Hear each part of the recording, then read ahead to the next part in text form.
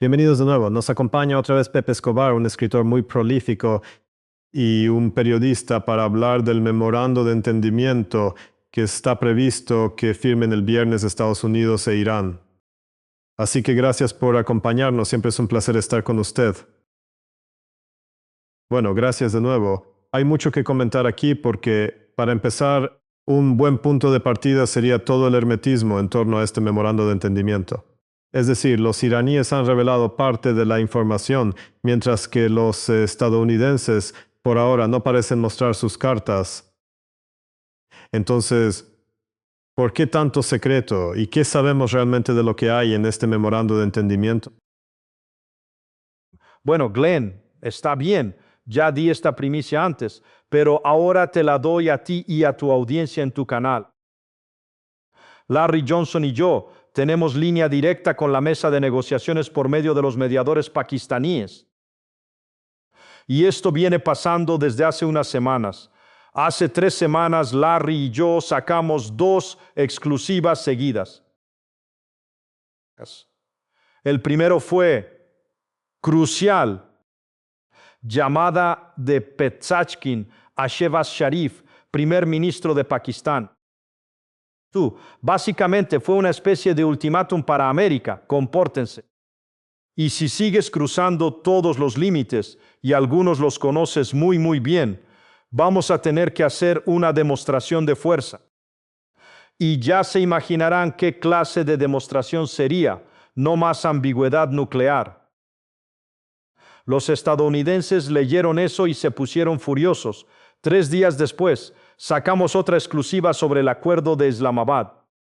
Ya estaba prácticamente, no diría que cerrado del todo, como si fuera Stevie Wonder, pero ya estaba por firmarse. Una de nuestras fuentes estadounidenses confirmó que Trump tenía sobre la mesa un acuerdo similar, listo para firmar en 6 ocasiones. Y él siempre se echaba atrás. En esta noticia de última hora explicábamos cómo se estaba articulando el memorando de entendimiento. Esto lo plantearon los mediadores pakistaníes en la mesa. 3 días después, nuestro canal fue borrado de YouTube por orden directa del gobierno de Estados Unidos. Glenn, era una llamada directa a Google. Bájenlos ya. Así que ahora estamos de vuelta con un canal muy pequeño, retomando lo que alcanzamos a construir en 2 o 3 semanas. Se llama protocolo de transición. Y la diferencia frente a tropecientos otros canales de YouTube es que tenemos información de primera mano.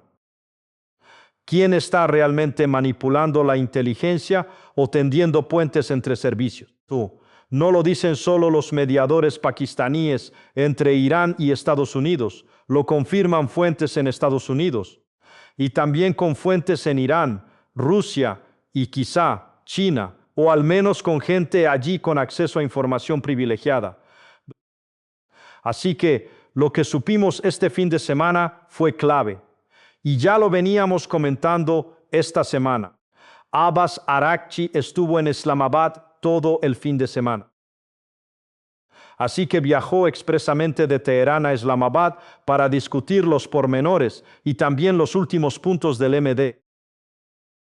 Luego vino el ataque israelí contra Daye, el suburbio chií al sur de Beirut. Así que los iraníes, por medio de los mediadores pakistaníes, estaban reunidos en Islamabad negociando. Abbas Araghchi les dijo a los pakistaníes: avisen ya a los estadounidenses. Si Israel no detiene sus ataques contra Daye y el resto del Líbano, tenemos el dedo en el gatillo, literalmente, ahora contra Israel. Y la respuesta de la Casa Blanca esta vez fue prácticamente inmediata. Vale, eso es todo. Y vamos a firmar el MD.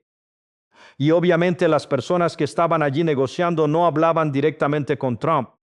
Alguien del círculo íntimo. Vamos a decirles a los israelíes que den marcha atrás. Eso era lo que pasaba la noche del domingo.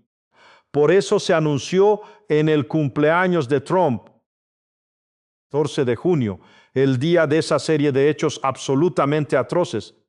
de peleas en jaula en el césped de la Casa Blanca, lo que para los trumpistas cuenta como exhibición cultural, ¿no? Por eso se hizo el anuncio de Estados Unidos el 14 de junio sobre el MD2. Y claro, justo después, como se imaginan y como vieron ustedes y su audiencia, fuego cruzado en todo el Beltway, desesperación. Tú, por la internacional sionista, por toda la internacional neoconservadora, por el complejo militar industrial, todos encima del MDE.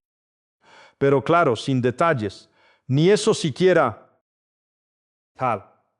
Según ellos, Trump y Vance ya firmaron electrónicamente el MDE. No hemos visto pruebas de eso. Por parte de Irán, Glenn, es un proceso mucho más complejo y mucho más sofisticado. No es el líder Ayatollah Mostafa Khamenei quien autoriza el MDE. Delegó la decisión final al Consejo Supremo. Consejo de Seguridad, 13 miembros, solo 2 de ellos, los llamados reformistas, incluido el presidente Pezeshkian y los otros mucho más duros. Así que Mostafa les dijo que si alcanzaban una mayoría sólida entre ustedes, los 13, si cuentas, digamos, con 9, 10, 11 o más, puedes firmar el MDE. Y por eso, hasta ahora, hoy es miércoles, no tenemos confirmación oficial desde Teherán de que ya haya firmado el MDE. Así que se apurará hasta el último momento en Ginebra el viernes y probablemente firme el propio Ghalibaf. Así están las cosas ahora mismo. Como ves, el toma y daca es frenético. Pero los iraníes siguen manteniendo la calma, como antes de lo ocurrido en estas 2 últimas semanas, por decirlo así. Dejaron claro a Estados Unidos que no tienen prisa. Exasperaron a Trump hasta tal punto que estaba totalmente fuera de sus casillas. Y cuando vieron que el acuerdo podía cerrarse y que ya estaban listos, ese domingo estalló lo de Israel. Y entonces una vez más mandaron el mensaje: depende de ti, porque el Líbano forma parte del MDE y lo sabes. Tú. Llevamos semanas negociando esto. Si Israel se mete, nos encargaremos de Israel nosotros mismos. Así que esto fue, digamos, la gota que terminó de convencer al camello bárbaro de entrar en el juego. Pero Glenn, no sabemos a dónde nos va a llevar esto a partir de ahora. Glenn, no es nada. Es solo una promesa de sentarse a hablar. Muy buen punto. A menudo se presenta como un acuerdo, como si fuera a traer la paz, pero dará paso a 2 meses de negociaciones. Pero me pregunto, uno de los grandes obstáculos para que esto salga adelante es lo difícil que resulta en Estados Unidos. Para que Trump se lo venda a su gente. Incluso el inicio del alto el fuego se basó en los Banem. La premisa de que al menos tendría como punto de partida el plan de 10 puntos de los iraníes. Pero en cuanto entró en vigor el alto el fuego, Trump simplemente se echó atrás porque ahí no tenía forma de presentárselo a los suyos porque era una derrota. Pero veamos esto. La versión que cuenta Trump, que suena a victoria, está muy lejos de la realidad. Así que en algún momento el texto de este memorando de entendimiento tendrá que hacerse público. Y a Trump le va a costar mucho mantener esa imagen de hombre fuerte, el que aún puede mofarse de Obama con el JCPOA. O sea, se mire como se mire, esto es un revés enorme para Estados Unidos. Todo está a su favor, ninguno de sus objetivos se ha cumplido, y los iraníes van a salir ganando aquí. En buena medida. Entonces, ¿cómo puede Trump? Fue con sus halcones, con toda esa gente, y les dijo, en esencia, que la guerra había sido un fracaso total. Nos desangramos quemando reservas. Ahora estamos mucho más débiles que antes, y los iraníes quedarán mucho más fuertes. O sea, viene presentando esta guerra como un gran éxito desde el primer día. Pues lo hace Glenn, retorciendo los hechos. Inventando relatos, olvidando los anteriores, incluso olvidando lo que dijo antes de cambiar de versión. Ese es su modus operandi. Tiene 3 etapas para presentarlo como una victoria. Y así están las cosas ahora mismo. Básicamente está diciendo que el petróleo volverá a circular por el estrecho de Hormuz este viernes.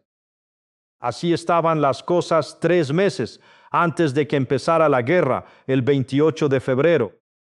Así que lo presenta como una victoria. Ya no hay problemas con el petróleo. Los mercados petroleros quedan tranquilos. Los mercados de deuda están satisfechos, gracias a mí. Y volvió a decirlo ayer en Evian, no muy lejos de donde estoy. Ni siquiera fui, porque es una completa pérdida de tiempo. De verdad dijo eso ayer. Puse fin a 10 guerras. No, hablo en serio, Glenn. Lo dijo de verdad delante de todos, incluidos los invitados. Es fascinante que haya 4 países del BRICS invitados al G7. India, Brasil, Egipto y Emiratos Árabes Unidos. Así que el G7 anda desesperado. Necesitan invitar a los BRICS a su cumbre, si no serán aún más irrelevantes de lo que ya son. De todos modos, también dijo, soy el jefe, y no lo decía en broma. Todos lo estaban mirando, y él dijo, yo mando aquí, y se rieron con una risa nerviosa, porque saben que él manda. Entonces, ¿qué nos quiere vender el jefe? Número 1, yo liberé el libre flujo de petróleo por el estrecho de Hormuz, del que todos disfrutábamos antes de la guerra. Segundo, el mercado petrolero y el de bonos están volviendo a la normalidad. Así que, misión cumplida, sin tener que subirse a un portaaviones como Bush. Y tercero, está jugando a ganar tiempo. Esa es la parte más importante. Está dilatando. Nadie sabe, ¿entiendes? ¿Para qué? Básicamente, para rearmar a Estados Unidos. Porque la guerra puede reanudarse en cualquier momento después de las de mitad de mandato. La guerra no se reanudará antes de las de mitad de mandato. Básicamente quiere intentar contener el desgaste de su capital político de cara a las elecciones de mitad de mandato. Así puede presentarlo como una victoria. Y claro, lo verdaderamente complicado queda para después. Lo verdaderamente difícil empezará en la segunda etapa, después del MDE. Primera etapa dura estos primeros 30 días. Luego las negociaciones, empezar con un plazo fijado en 60 días, que quizá pueda ampliarse. Así que será por agosto. A finales de julio, principios de agosto. Luego vendrán agosto y septiembre. Estas conversaciones están yendo en todas direcciones. Y va a ser muy tenso, por supuesto, pero siempre puede venderlo como, miren, queremos la paz. No quiere paz, no quieren firmar nada ni nada por el estilo. Y está absolutamente convencido de que puede presentarlo ante la opinión pública interna como una victoria. Y luego, ya sabes, recortar pérdidas en las de mitad de mandato. Es lo que hay. Pero lo importante, Glenn, es algo que tú y yo y muchos otros analizan la gran guerra en Eurasia o contra Eurasia, y eso no va a cambiar. Esto va a ir un poco más lento, porque obviamente es una enorme derrota estratégica para Estados Unidos. Israel contra Irán. No puedes disimular eso, solo puedes venderlo como victoria a imbéciles absolutos. Pero se va a esforzar muchísimo y muchos incluso en Estados Unidos no se van a convencer. Y sobre todo los neoconas y el complejo militar industrial, ya están, ya sabes, totalmente furiosos con eso. Tiempo en los próximos 2, 3 o 4 meses le viene muy, muy bien. Los iraníes no se engañan al respecto. Y todos, desde Galibaf hasta los comandantes del IRGC, dicen, ojo, vigilamos cada movimiento. Y si intentan cualquier cosa, tenemos el dedo en el gatillo, y así debe ser.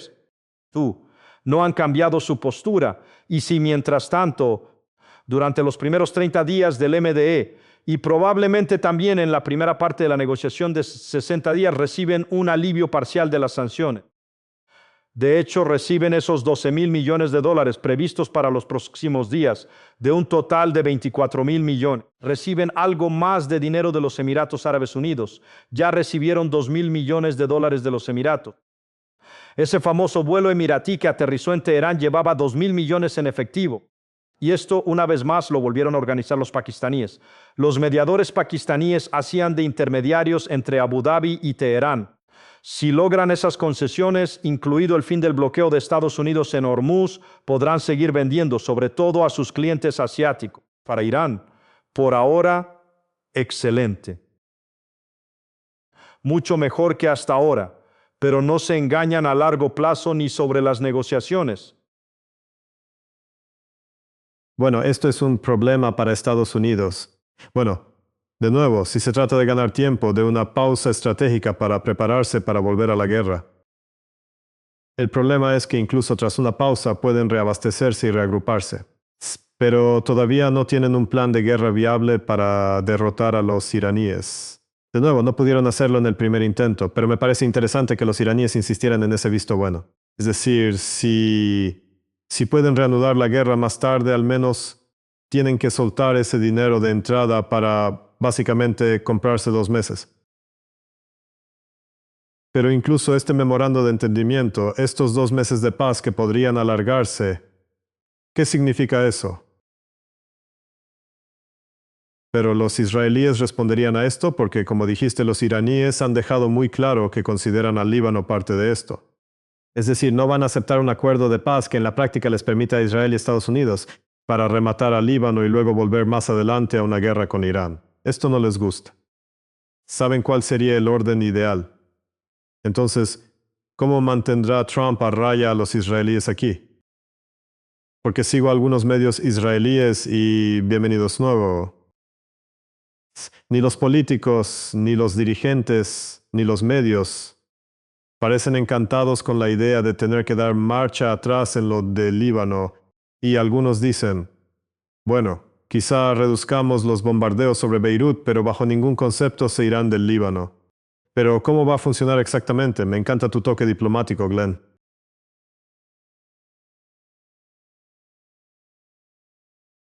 Prefiero ir en plan AC Seras dice, Highway to Hell, ¿sabes? Bien hardcore. De todos modos, si te fijas en el mensaje que los iraníes, si se les entrega el domingo, así reaccionarán. En esencia les están diciendo a los estadounidenses, miren, Líbano, Hezbolá, todo forma parte del MD. Lo sabes, lo sabemos. Si Israel lo incumple, y si no ayudas a Israel, cosa que no deberías hacer, porque ellos son si rompen lo acordado sobre el Líbano como parte integral del MDE, vamos a tratar con ellos directamente. Así que la respuesta va implícita en esa actitud. Los iraníes y los mediadores lo saben. Se lo oímos a los mediadores pakistaníes en la mesa de negociación. No solo los pakistaníes sentados a la mesa, sino también otros interlocutores con los que hablaban, sobre todo Qatar y Arabia Saudita. El principal, aparte de los Emiratos Árabes Unidos, saben que Israel puede hacer saltar esto por los aires cuando le dé la gana, o sea, siempre. Y están preparados para eso y no se hacen ilusiones, pero los iraníes ya les dijeron a los estadounidenses cómo van a reaccionar. Bien, si lo incumplen, vamos a bombardear a Israel con muchísima fuerza. Y no puedes hacer nada. Si intervienes, rompes el MDE. Si ustedes rompen el MDE, nosotros también lo romperemos. Así que esa es la diferencia clave entre la situación actual y el pasado reciente en las relaciones entre Estados Unidos e Irán. Si se incumplen los compromisos, ya no será una decisión unilateral.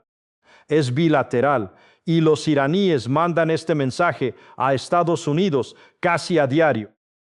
Glenn, no sé si alguien en ese círculo mediocrísimo de Trump entiende de verdad lo que eso significa. No creo que aún lo entiendan, así que van a tener que comprobarlo en carne propia. Si sigue el bombardeo de Daesh, sobre todo si Israel El plan para Daesh es Gaza 2.0, que no quede duda. Quieren ocupar el sur del Líbano de forma permanente y convertir Daesh en una nueva Gaza. Si eso sigue así, los iraníes ya dijeron que ni hablar. Entonces, ¿cómo va a reaccionar el gobierno de Trump ante eso? ¿Está Trump dispuesto a hacer volar por los aires su propio MDE que ahora mismo está vendiendo como una victoria? Sí, bueno, quería preguntarte por otro aspecto de toda esta guerra, que es el papel de Pakistán. Recuerdo que me entrevistó un canal indio en redes cuando Pakistán empezó a asumir ese rol de mediador. Básicamente preguntaban, ¿por qué no India? Bueno, por varias razones, pero dejando eso de lado, ¿cómo ves el papel diplomático de Pakistán? Porque ya sabes, tiene un estatus diplomático bastante importante en la región. Y además es un actor clave en esta región que está cambiando muchísimo. ¿Cómo crees que esto cambia la dinámica? Lo manejaron muy bien, Glenn. La verdad salió de maravilla. De hecho, nadie pensó que fueran a lograrlo. Y por supuesto, muchos analistas independientes tenemos profundas reservas respecto al gobierno actual de Pakistán. Eso ya es otra historia. Pero si uno mira la realpolitik y si miras la realidad sobre el terreno y lo que consiguieron como mediadores, es realmente impresionante. Oímos que toda la cúpula del gobierno pakistaní participa en la mediación. Prácticamente todos los que cuentan. O sea, no solo el primer ministro, el general Asim Munir y el canciller Fan. Vamos, todos. ¿Cómo pudieron hacerlo? Por varias razones. Tenemos muy buenas relaciones con Irán. Muy buenas relaciones, y más aún con China, porque China apoyaba a Pakistán en todo momento. Recordemos la primera reunión de los 4 países suníes en Islamabad: Pakistán, Arabia Saudita, Turquía y Egipto. A la mañana siguiente, Dar voló a Beijing para hablar con Wang Yi y explicarle lo que le hicieron. Y Wang Yi dio nuevas instrucciones: tienen que esforzarse más, así no llegarán a ningún lado. Así que China siempre los respaldaba. Y más atrás aún, coordinada con China, estaba Rusia. Porque todos, trabajemos juntos para un acuerdo, porque ninguno quiere esta guerra aquí. Sabemos que es una guerra contra todos.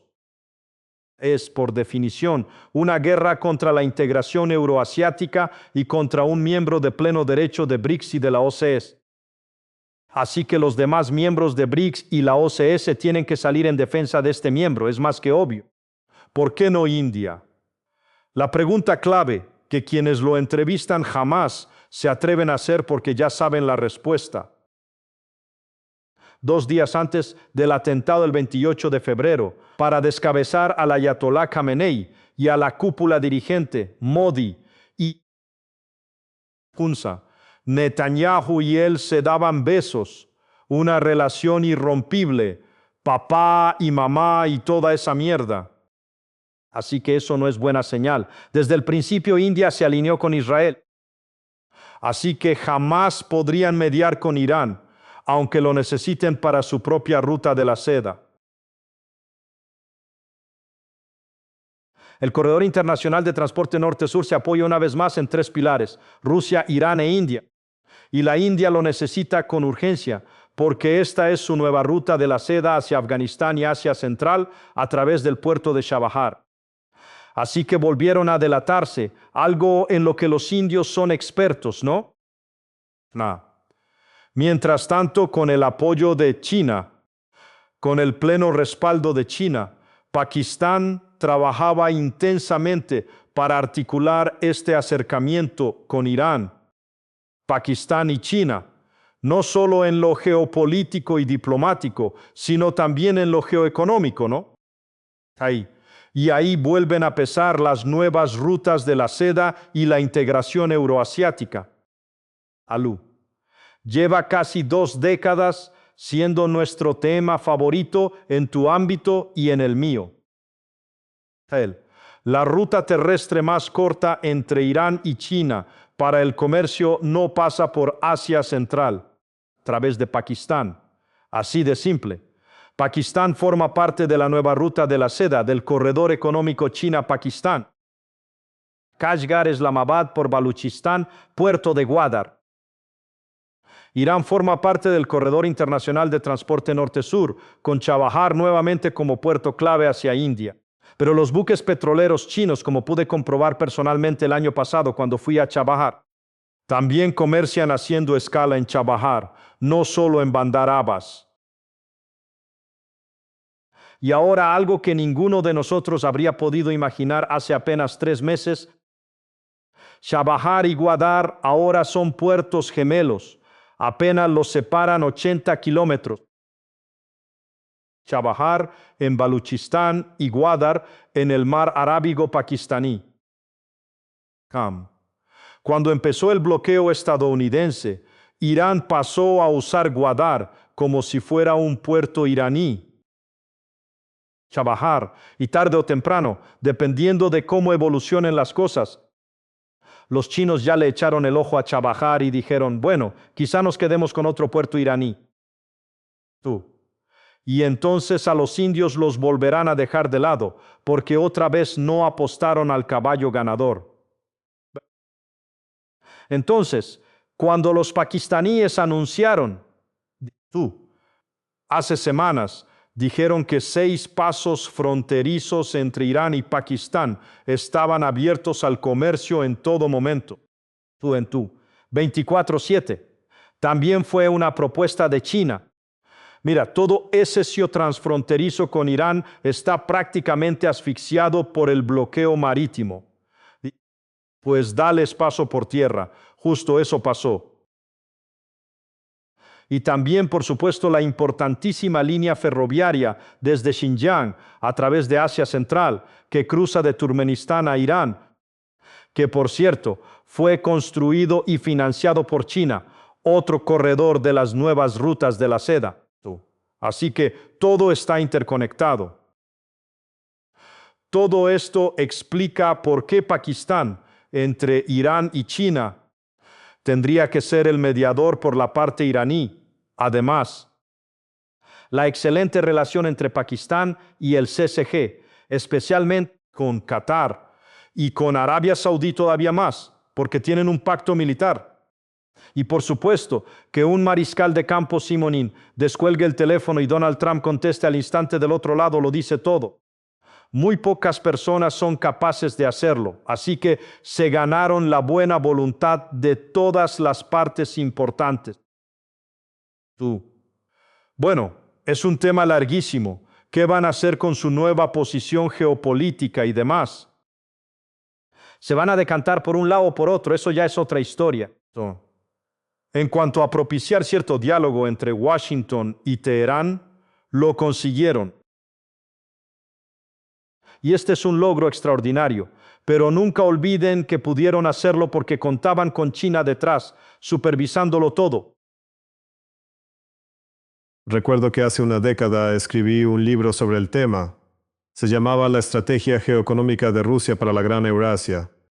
Estaba señalando cómo funcionaba esta dinámica, porque China tendía puentes no solo con Pakistán, sino también con Irán.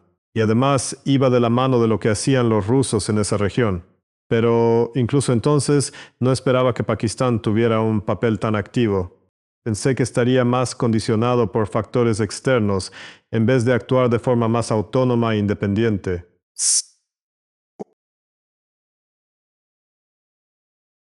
Todos estábamos atónitos, Glenn, todos totalmente impactados. Bueno, hay que reconocerles eso. Y claro, tienen sus propias razones. Quieren, digamos, pacificar Baluchistán, y eso es muy complicado. Con el movimiento de liberación de Baluchistán, separatistas y todo eso, en la frontera con Irán. Quieren más, quieren energía de Irán. Es muy, muy importante. Y esto nos lleva a una historia que muchos de nosotros estábamos el gasoducto Irán-Pakistán, estancado desde hace al menos 15 años, porque Estados Unidos nunca permitió que avanzara. Ya no hay obstáculos la parte iraní del gasoducto ya está construida. Hace unos años, los iraníes se ofrecieron a pagar el tramo pakistaní. Ahora ya es inevitable. Por fin tendremos el pipeline IEP. Este es otro de esos culebrones del oleoducto que no se acaban nunca. Esta vez vamos a tener un final feliz, así que necesitan a Irán para eso. Y por supuesto, esta integración geoeconómica de Occidente, contexto asiático y en particular el sur de Asia, con el respaldo de China y su conexión con las nuevas rutas de la seda. Si lo miras con perspectiva, ¿qué implica esto para que Estados Unidos se adapte? O sea, no les va a gustar. Probablemente lucharán con uñas y dientes, claro. Pero en algún momento ignorar la realidad sale caro. Y ahora vemos que Estados Unidos está reduciendo sus fuerzas en Europa y supongo en menor medida en Oriente Medio. Parte de eso se debió, claro, a los bombardeos contra sus bases en los estados del Golfo. Pero también algunos de los frentes que estaban abriendo contra Irán ahora parecen estar bajando la intensidad, lo que da cierto margen para pensar que esto aguante si los informes son correctos. ¿Y crees que Estados Unidos, bueno, al retirarnos de Europa y el Medio Oriente, supongo que en mi escenario ideal, el escenario ideal para Estados Unidos, entendido como el resultado óptimo que podría darse, tiene que adaptarse al nuevo reparto del poder a nivel internacional, no puede estar en todas partes. Supongo que lo ideal para Estados Unidos sería priorizar el hemisferio occidental y Asia Oriental. Esa es la posición de China. Quiero decir, cuando digo lo más conveniente, no en el sentido normativo, pero en la distribución internacional del poder. ¿Hacia dónde quiere proyectar su poder? En otras palabras, tendría que replegarse en Oriente Medio y Europa. No parecía que quisiera hacer esto al principio, pero ahora parece que se está viendo obligado a hacerlo. Los están obligando a hacer eso porque poco a poco, ya no tan poco a poco, pero sí inexorablemente está siendo expulsado de Eurasia. Punto final. Ese es el punto clave. Es una derrota estratégica frente a Irán. Así que este es un gran paso para expulsar a Estados Unidos de Eurasia. Y no es de extrañar que la estrategia de seguridad nacional dé prioridad al hemisferio occidental. Así que podemos esperar bastantes complicaciones para América Latina a partir de ahora. Ni hablar. Empezando por las elecciones en Brasil a finales de este año, en las que van a meter mucho la mano. Viste que Trump ni siquiera darle la mano a Lula en el G7. Así que la situación está muy tensa. Y por supuesto, la amenaza estratégica número 1, según la plutocracia que gobierna Estados Unidos, es China. Entonces, hablamos de Asia Oriental, sin duda, Taiwán y el mar de la China Meridional. No hay duda, todo. Así que obviamente comparado con estos dos frentes, Asia Occidental no es tan importante. Pero ¿cómo van a digerir esta enorme derrota estratégica y geopolítica? Ya es otra historia. Esto va a poner furiosa a Europa. Los de arriba, las élites en la sombra, los plutócratas, todos ellos, claro, y habrá venganza, sangre. Es un país movido por la venganza. La lógica de la venganza siempre se impone. Así que quizá se retiren por un tiempo, se reagrupen, pero volverán a atacar a Irán. No hay duda de eso, quizás no este año, pero a partir del año que viene, creo que va a ser difícil evitarlo. Me cuesta mucho imaginar que Estados Unidos lo deje ahí. O sea, recuerdo todo lo que se decía. En Estados Unidos, en todas las cadenas de televisión repetían el mismo eslogan cuando la guerra contra Irán empezó a ir mal. Todos decían, es sufrir ahora para ganar después. Ese era el argumento, pero está resultando ser un costo de corto plazo a cambio de una derrota estratégica a largo plazo. Pinta bastante mal, pero, insisto, Nadie quiere asumir el costo político de esto y nadie quiere ceder ante este nuevo papel reducido en el mundo, más aún con Israel de por medio, se vuelve muy delicado políticamente. No pueden aceptar esta derrota, pero tampoco tienen mucho margen. Así que la cuestión es qué van a hacer.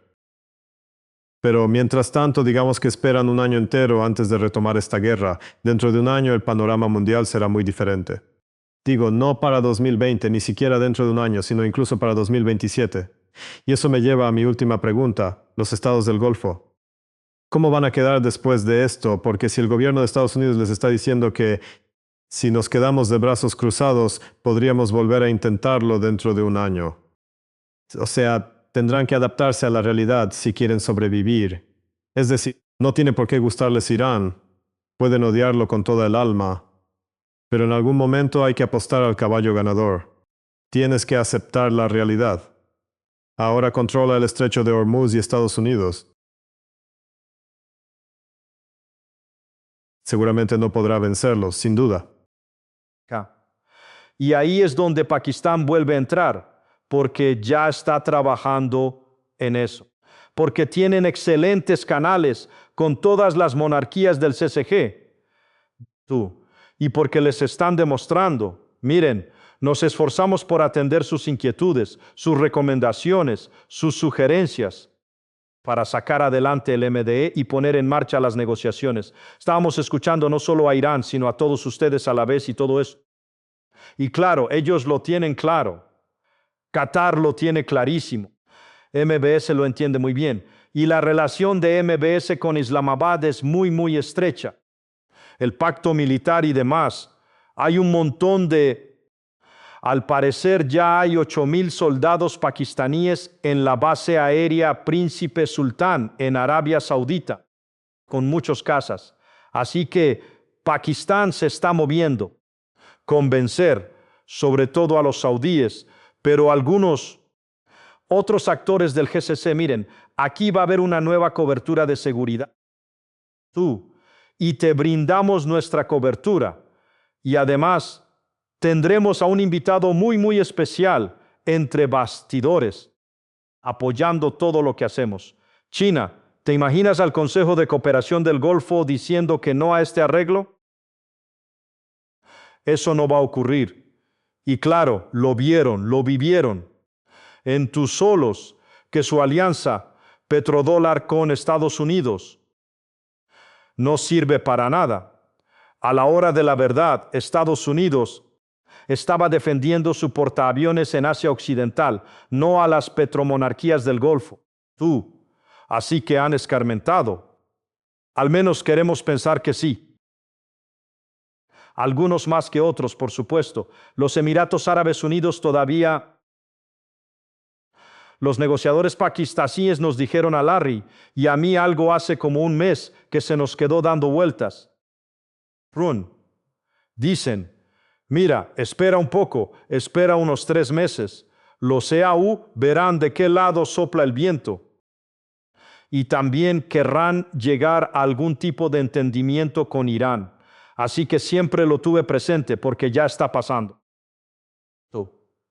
Más o menos. No son tan hostiles con Irán como hace un mes.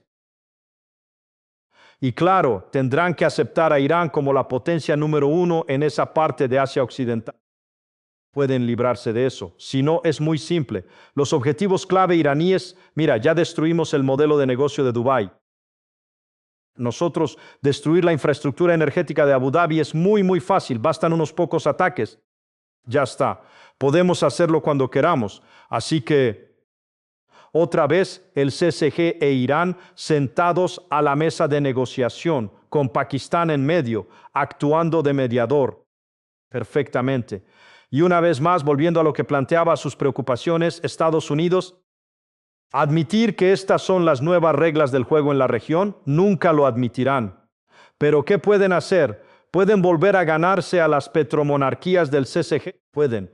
¿Pueden sobornarlos? No, no pueden. ¿Pueden prometer que se van a enfrentar a Irán? No pueden hacerlo. ¿Pueden prometer que les darán tanta importancia como le dan a Israel? Pueden. Eso es. Así que los pakistaníes y los chinos, una vez más, piensan a largo plazo. Así que esa cobertura protectora va a cambiar e Irán lo está siguiendo de cerca. Y como China está metida en esto, ellos pueden sentirse relativamente cómodos con eso porque piensan que a la larga no se les volverá en contra. Así que el papel de China detrás de todo esto es absolutamente esencial. Pero es un caso muy complicado, Glenn. Como extranjeros, no podemos profundizar conversación en China sobre estos temas, porque allí lo consideran un asunto de seguridad nacional. Y de esto jamás hablarán con extranjeros. Así que la próxima vez que vaya allí, espero, puedo hablar con algunos de mis, digamos, viejos contactos militares y tendrán algún dato jugoso, porque aún conocen gente dentro de la maquinaria del gobierno, ¿no? Pero esto va a llevar un tiempo. Ahora bien, una vez más, son auténticos maestros en poner en práctica a Sun Tzu. No tienen que mover un dedo ni arriesgar nada. Y al final consiguen lo que quieren, gracias a sus contactos y, como no, a sus partidas de Go.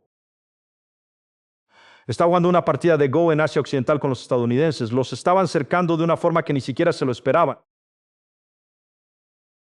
Pero la cuestión es esa. Cuando fueron a la guerra contra Irán, los estadounidenses esperaban una victoria rápida. Creo que pocos se dieron cuenta de que también se jugaban toda la alianza con los estados del Golfo, porque, bueno, no dependía solo de Estados Unidos. Con la base bombardeada, claro, la garantía de seguridad resulta mucho menos convincente. Y si la alianza de los países del Golfo empieza a venirse abajo, el sistema del petrodólar también se tambalea. Si esto se va, la burbuja de la IA no se sostiene, lo que significa que toda esa guerra por la IA y la guerra económica con China da un giro muy oscuro para los estadounidenses. Esto puede venirse abajo a gran escala y cada vez parece más probable. Insisto, no quiero hacer ninguna predicción porque este es un pésimo momento para predecir nada. Están pasando demasiadas cosas demasiado rápido. Es que, ya sabes, sin que quede ninguna variable. Lo constante aquí es que no es el mejor momento para hacer predicciones, pero sí se ve que esto se está desmoronando por las costuras. Creo que esto no va a salir muy bien. ¿Algo que quieras decir antes? Bueno, todos estamos muy pendientes de ver si va a haber que sean negociaciones reales y sustantivas, incluso en esta primera fase de 30 días del memorando de entendimiento. Así están las cosas ahora mismo. Creo que tras unos días todos sabremos claramente si los estadounidenses van en serio. Ahora, ¿van a discutir los 14 puntos o solo buscan ganar tiempo? En cuanto a predicciones, Glenn, hasta aquí podemos llegar por ahora. Sí, lo sé. Bueno, yo casi daba por hecho que esta derrota sería demasiado difícil de digerir para los estadounidenses, que en el fondo intentarían abrir una negociación para ganar tiempo, reagruparse y volver a la carga. Pero, insisto, no es una derrota cualquiera, va a doler mucho. Así que creo que puede que me equivoque. Podría ser que Trump esté dispuesto a... Reconoció que se metieron en un lío demasiado grande y solo quiere salirse. Así que últimamente soy muy cauteloso al hacer predicciones. Exactamente, todos.